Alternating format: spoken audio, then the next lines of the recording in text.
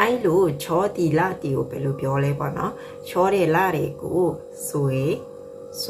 အဲ့လိုမျိုးပြောတယ်အဲ့တော့ဒီရဲ့ဆွေဆိုတဲ့စကလုံးကိုစာလုံးလာပေါင်းကြမယ်သူကဖျံချနာစော်ဆူရှိတယ်စရာကစရာအိုးပေါ့နော်ပြီးတော့ယောရက်ကြတော့သူစကွတ်ဖြစ်တယ်ဒီနေရာရဲ့စရာအိုးကြတော့အနောက်ကအတက်ပါလို့အဲ့ရဲ့အပေါ်ကမဲဟနာကတ်ကပျောက်သွားတယ်ပေါ့နော်ဝေါ်ဝင်တလုံးလေးပဲကြာနေသူကအသွင်လျှော့တရလို့ခေါ်တယ်ဒါမဲ့စလုံးပေါင်းတဲ့အချိန်ကြာလို့ရှိရင်စရာအိုးအတန်အတိုင်းပဲထွက်တယ်ပေါ့နော်အဲ့တော့ပေါင်းလို့ရှိရင်စောအိုးယောဆွေပေါ့နော်စောအိုးယောဆွေ